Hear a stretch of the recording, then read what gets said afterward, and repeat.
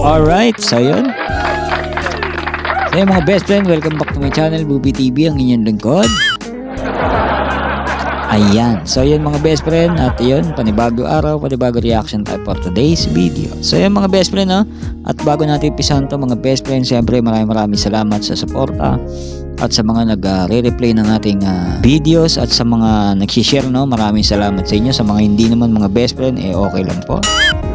Ayan, so yung mga best friend, shoutout po sa lahat ng Rochelle fans, Rochelle worldwide, yan, mabuhay po kayong lahat. At syempre salamat sa suporta sa ating mga iniidolong Rochelle. So yun.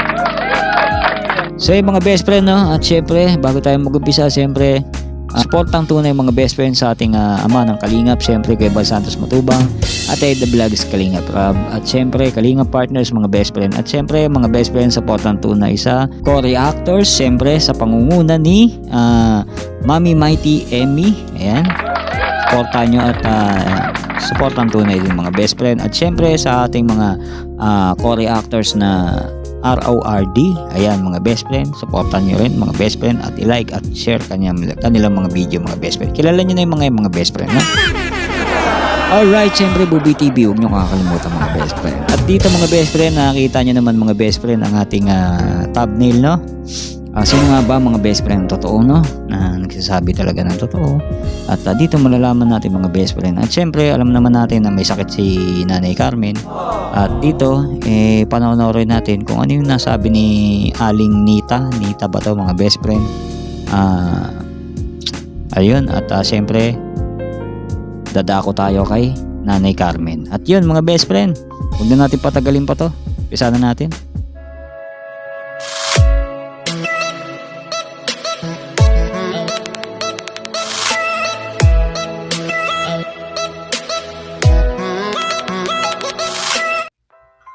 Talagang simula talaga nanay, kapitbahay niyo pa talaga si Nanay Carmen. Oo, pero hindi pa siya ano. Tapos nakabahay nga ni sila doon. Yan yung tinitirhan ng asawa niya, Nandiyan lang, oh. yung asawa po niya, or yung dating bahay po nila. Oo. Hindi Di pa niyo nabot? Hindi po. Diyan pa lang po sa dating bahay niya. Pero yung tinitirhan niya ngayon, sa kanya po yan. Oo. Ano pong nangyari po nanay? Bakit po ganyan po ang ano niya? Ay, Sitwasyon po. Nung una, ang nangyari sa kanya nung una, layas-layas lang siya. Napunta sa bahay na maayos, tapos ano siya, parang kalmante siya, tatayin-tayin yung paa niya. Hinahanap man siya nung asawa niya. Tapos, nung pirmi siyang naglalayas, inano dyan sa bahay na yun siya. Parang in-steady siya, hanggang sa dinala siya sa Kadlan. Tapos, nung nangyari yun, wala na. Gaya na, naglala na siya. Mga ilang buwan po siya dun sa Kadlang? Pwedeng mangyaring ganyan, depression mga best friend Depression, stress, anxiety, mga hindi nakakatulog, at sobrang isip mga best friend. Yung iba nga pag depression, di ba, minsan may nagagawang hindi maganda mga best friend sa kanyang sarili. Pero buti ka mo kay nanay, wala, no? Kaya lang may ugali na pinapakita si Nanay Carmen dito. At nasabi nga po ni Aling Nita, kapitbahay, no? Alamin natin mga best friend. Ay, di ko lang maano kung ilang buwan. Medyo matagal din. Hindi man siya natagal masyado. Tapos sa dinala pagbalik na niya naman dito, siya. Di nang sasakit na nga, babato na nga siya dito. Dinala na naman siya. Ay, kung aakyatin niyo yung taas ko, Daming mga bato dyan. ang daming bato doon sa bubong ng kusina ko. Abot dyan ang bato niya. Buti na lang at di tinatamaan ang salamin. Nagsusunog siya dito. So yun mga best friend, ayun nga, sabi nga ni Aling Nita dito ng babato si Nanay Carmen. So alam ko pag mga ganyan mga best friend kung wala ka namang ginawa sa tao, alam ko meron pa rin pag-isip yan si Nanay Carmen, no? Siguro may times na napagsasalitaan siya na pagbabawalan si Nanay Carmen dyan, siguro mga best friend. Kaya siguro si Nanay Carmen medyo parang nagkakaroon ng galit, no? Kasi yung mga ganyan mga best friend, pagka galing ka sa mga ganyan, yung parang depression at medyo parang dapat yan mga best friend lagi nilalambing, laging kinakausap, no? So pag yan ang parang nabubisit yan, talaga makakagawa ng iba yan. Ako, dumampi rin sa akin yung anxiety mga best friend, pero salamat nandiyan yung pamilya ko na kinakausap ako palagi mga best friend. So tuloy natin. ng mga nakuha ng dahon ng saging na tuyo. Sinusunog niya, hahagas kami tayong ang kontador. Oo nga po. Tapos yung CR kong yun, bulong sila pa yun. Doon din siya nagsusunog-susunogin daw niya ang bahay ko. Binato niya ako dito ng tain ng kalabaw. Tapal doon sa salamin. Tapos minsan, nagkuha siya ng pagkain doon sa kanila. So yung napansin ko lang, bakit kay ano lang ba, kay Aling Nita lang ba siya? Parang kay Aling Nita lang yata siya, mga best friend, no? Na galit, no, mga best friend. Doon pa lang napaisip na ako na parang hindi kaya, ayun nga, minsan nasusungitan ni Aling Nita, no? So, baka ganun nga yung mga best friend. Itinapon niya doon sa loob ng bahay, ang jealousy bukas. Uy. Abot doon sa may CR namin ang kanin. Ay, grabe. Oo. Nung pandemic, di may mga rasyon. Oo po. Binibigyan siya. Ganda mo na po. Pwede bang pumasok So yung mga best friend dito at ito yung pagbisita ng ating Rowell of Malalag sa ni Rachel, mga best friend. At dito, sasabihin din niya dito mga best friend kung ano yung punot dulo, no? At tatanungin ni Kambal mismo yan kay Nanay Carmen. So malalaman natin dito mga best friend na. Kaya ako pinasok yung kay Aling Nita. bahay po? Blooming ni nanay ah.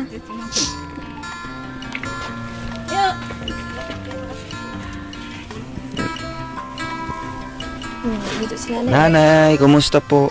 Tapos po ka mo. Po kayo. Wait. Vlog. Yan. Nanay, ano pong masabi niyo po na bumalik po kami dito ngayon? Masaya po kayo? Opo. Ayun na.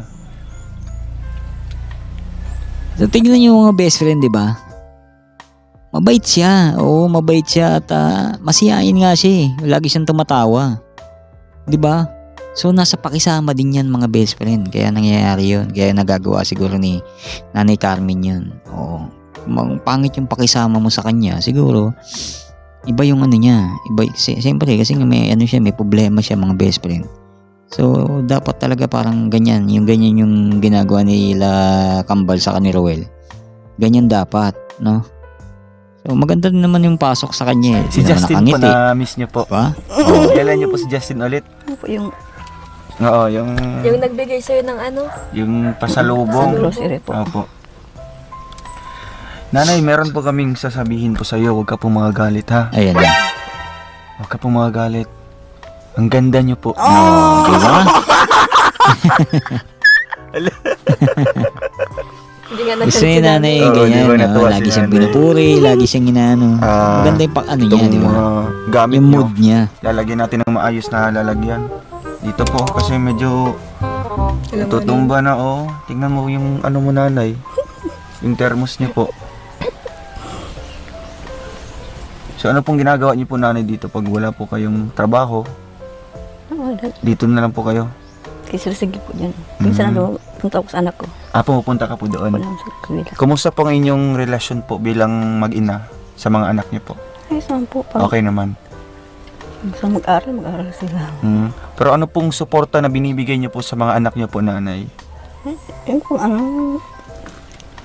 tingnan sila doon pag ano, Sino pong ano sa kanila doon, nagtataguyod yung asawa niyo po? nagtatrabaho man po ta.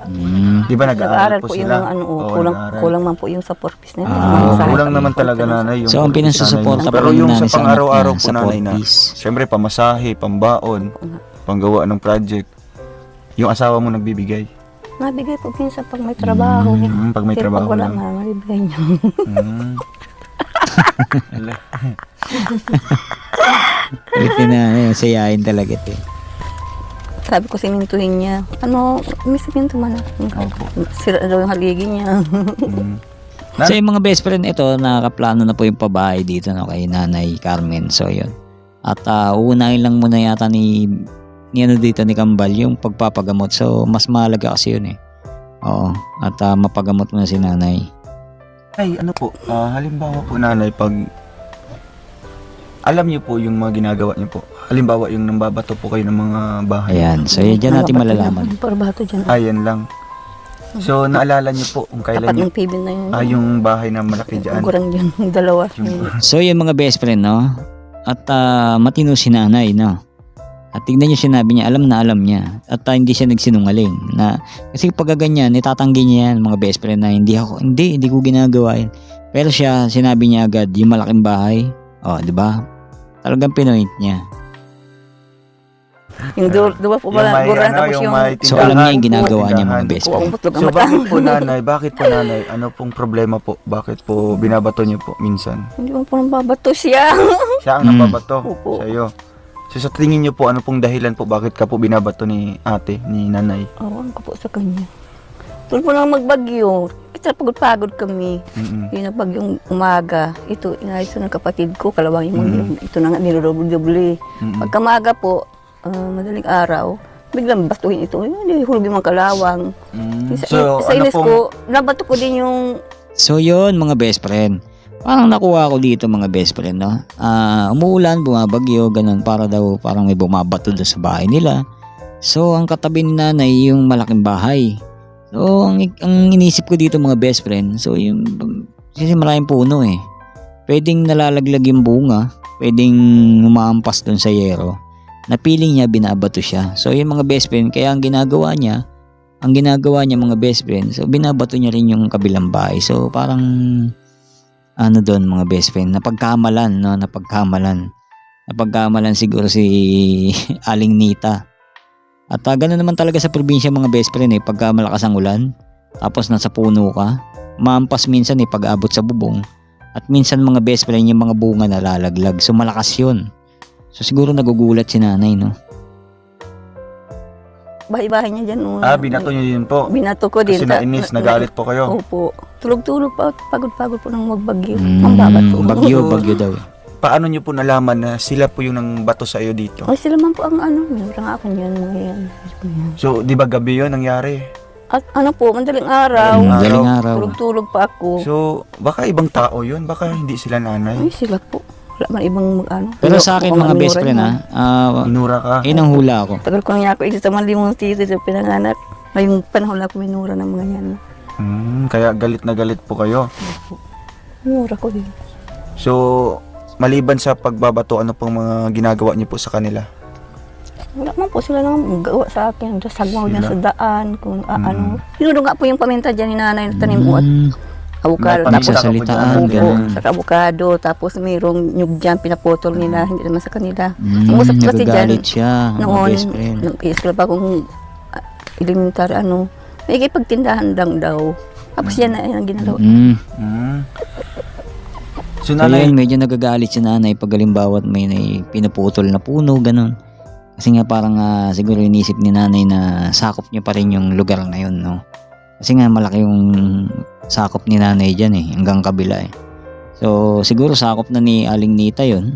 Siguro pag pinutol, siyempre pag bumabagyo nga, di ba? Pero dun sa nambabato, ang ano ko lang doon, idea ko lang doon, eh siguro dun sa bagyo. Kasi sabi niya bagyo eh. So madaling araw. So wala namang mambabato ng ganun sa probinsya yan eh. Walang lalabas ng ganun, siyempre mga bagyo. So ano talaga dyan, siguro yung ngayon nga, yung mga bunga sa puno, mabagsak. Saka pinagkamalan niya siguro si Aling Nita. ano ka po? Kasi sabi po ni doon, nakausap po nung Tanda po dyan? Oo, yung may-ari ng bahay na yan. Yung pamilya niya daw, dyan din daw umuutang sa kanila. Tapos daw po, ano daw po yun? Oo, dyan po umuutang. Siyempre naawa po si nanay sa inyo, sa mga anak niyo po, kaya pinapautang. Pero daw po pinapautang niya. Din, yung mga anak niyo po daw. Pero ang isang problema lang daw is, yun nga po daw, nambabato daw po nanay. Siya. Ayun, so yung mga best friend, siguro nagagalit din si nanay. Siyempre pag alam niyo naman mga best friend, hindi natin si nanay siyempre. Siguro pag utang siya, siguro nagugutom siya, no? Kasi hindi siya pinapautang. So sumasama yung loob niya, no? So kasi nga, sabi naman ni Aling Nita, kasi umuutang din yung mga anak. So siguro malaki na yung utang, kaya siguro ganun. Buti ka mo natulungan siya ni Rowel na. Anong babato? Kung hindi siya nabato, hindi akong bato. Hindi akong bato sa kanya. Tulog-tulog at pagod ng babato siya. So ayan, medyo mahihain po si Anong pangalan mo? Ayun. Rosemary. So yung mga best friend, pinutol ko na, hanggang doon lang po yung video natin mga best friend, no? Yung time na yun mga best friend, nandun yung anak niya, kakausapin si Rowel of Malalag, at syempre kakusapin ni Ruel kung ano yung problema at aalamin ni Ruel kung ano lahat yung mga nangyari talaga kay Nanay Carmen. So pinutol ko doon kasi mga best friend para puntahan nyo doon sa channel ni Ruel, no? At doon nyo na mapanood mga best friend, at syempre tapusin nyo para maintindihan yung mga best friend. Yun lang naman yung option ko lang naman yun mga best friend, kaya ako nakalagay sa title saka sa thumbnail parang yun nga, para i-analyze lang, no, kung ano yung parang pwedeng mangyari sa ano na yun. So yun lang yung naisip ko mga best friend, no? Yun sa pamamataw, no? At dun sa utang, siguro masama loob niya, at dun sa mga po na-explain ko naman na kanina. So kayo pa rin bahala dun mga best friend kung ano yung naisip niyo, no? So yun, hanggang dun lang po ang ating video reaction mga best friend. Siyempre supportan tunay Ruel of Malalag. Siyempre like and share sa mga hindi pa po nakapag-subscribe sa kanilang lahat mga best friend, subscribe nyo na sila. At siyempre dama nyo na si Buboy TV. So yun mga best friend, at hanggang dun lang po ang ating video reaction. Kita-kits po tayo mga best friend. At siyempre sa mapagpalang araw sa inyo, at mag-ingat kayo kung saan man kayo. Dako na doon, naroon mga best friend. Ayan, nabubulol pa si Buboy TV mga best friend. Ayan, so hirap talaga mag-i-announcer, no mga best friend. At yun mga best friend, paalam na po. At sana yung like and share lang mga best friend sa ating video, masaya na po si Buboy TV. Malaking tulong na yan para sa atin, at don't skip ads na mga best friend. God bless po sa inyo. Bye bye. I feel good. I knew that I would.